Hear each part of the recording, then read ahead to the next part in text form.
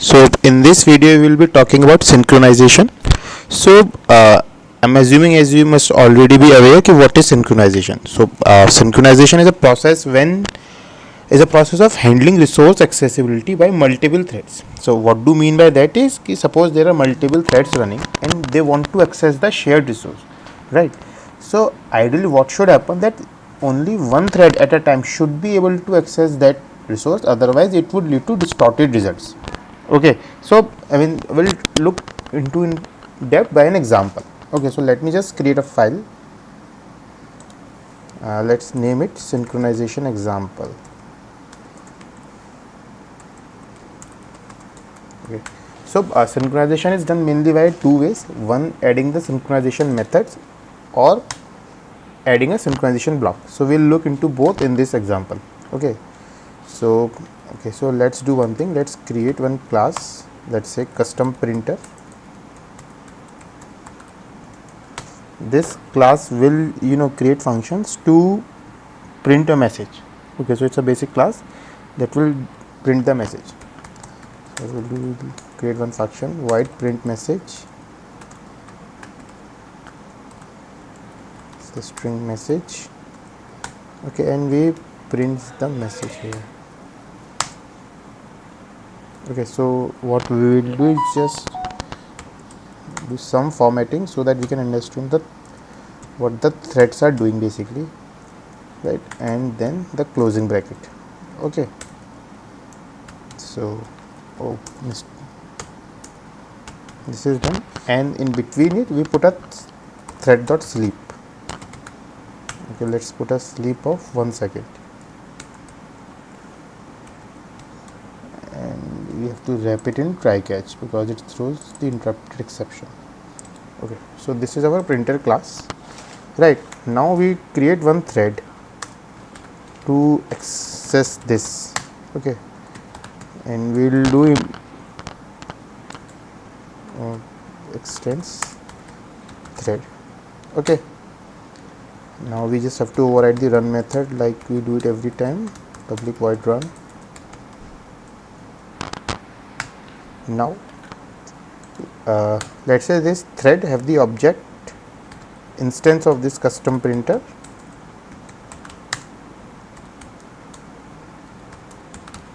and obviously it would get the message, right? And we initialize those in this constructor. So public custom thread,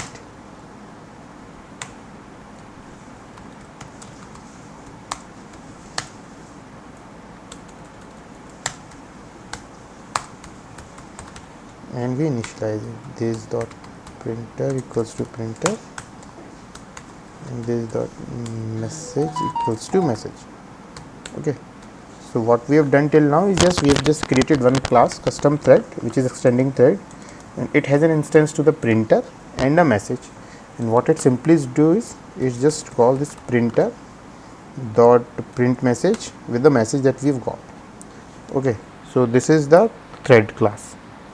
Okay, now what we'll do is we'll just call it from the main method. I'll just create the main method.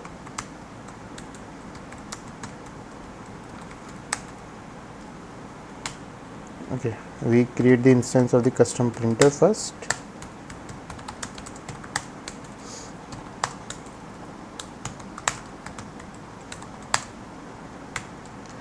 Now we create thread objects. So let's say we create 3 objects. Custom thread th1 equals to new custom thread. We have to pass to, so let's say message is hello and printer is the object we have created,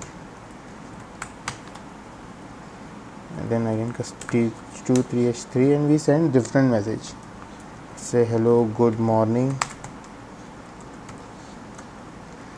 and we print good night, let's say.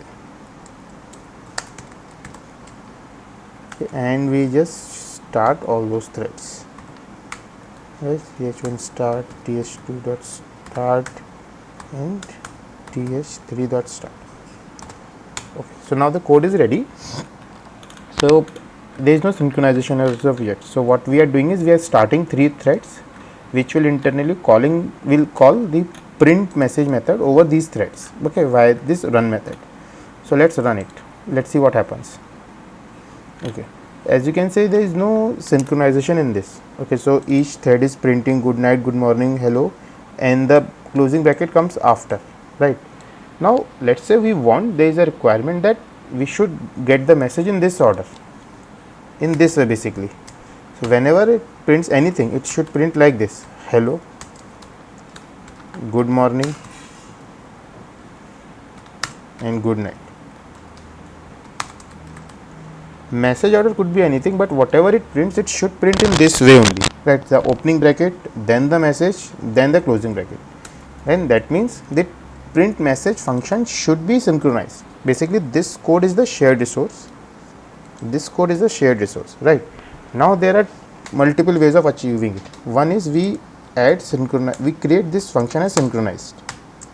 Okay, now what I have done is just added synchronize with this print message method, and then we try to run it. As you see, okay, so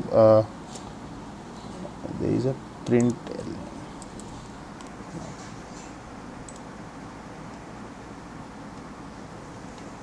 Now as you can see, this is coming right.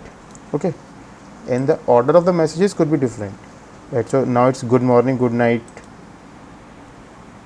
It could be anything, right? Because these threads will run in parallel. It's up to CPU, but as you can see, every time the message is complete, bracket, start, hello, and close, right?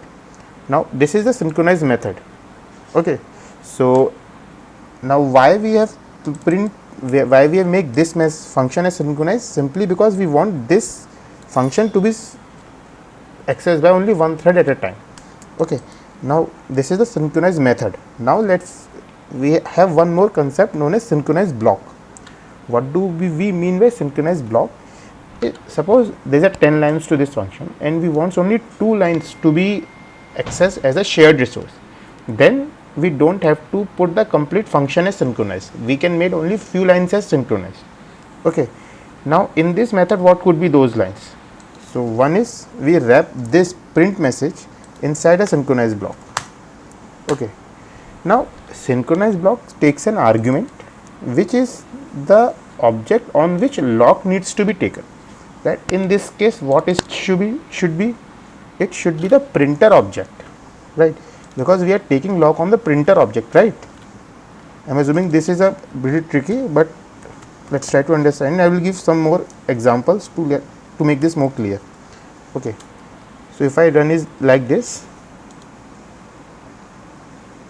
see the output is the same because we have synchronized this call over the printer objects, because we are calling this function of the printer object, right? Now let's say what would happen if I run is message, right? Because message is a string object here. Now this won't work. Let's run it. Okay, as you can see, this won't work because every time message is a different object, right? So synchronization should be working on the same object on which it needs to synchronize. Here we need to synchronize the print message function of the custom printer class. So every time it has to be synchronized on the, basically all threads needs to be synchronized on a same object. Here printer is the same object, right? If I would have changed it like this, new printer, sorry, new custom printer,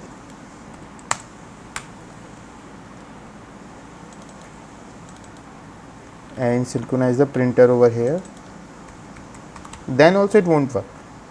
As you can see, it won't work because this object is different. So basically it's as simple as that. If we synchronized something on an object, then all the threads can access the synchronized block or synchronized method one by one on that object only. Here the object was initially same printer. This is the first object only, right? So all these 3 threads are accessing this single object, so they will be synchronized, right? But here there are 3 different objects. This is A, this is B, this is C.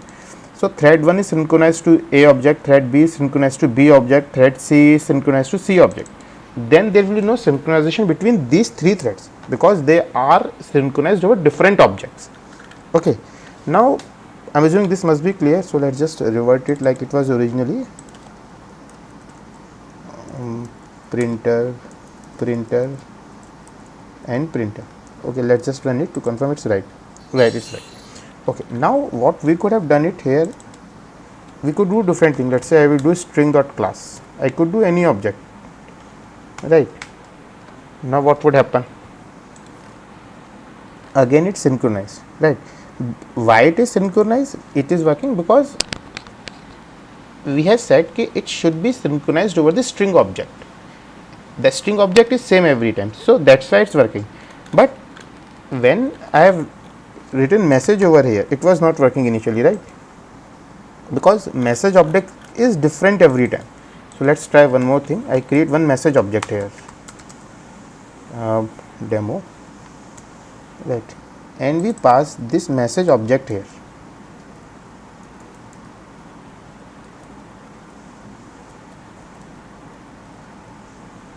Right, and now we synchronize it over message. Now it will work perfectly because we have taken lock over message, and message is the same object, and all three threads are synchronized over the same object. So they will be synchronized and they will access the shared resource one by one only, right? So that's it for this video. In the next video we'll look after the producer consumer problem, and it will use two concepts. One would be the wait and notify that we have done in last video, and the synchronization that we have seen in this video. That's it for this video. Thank you.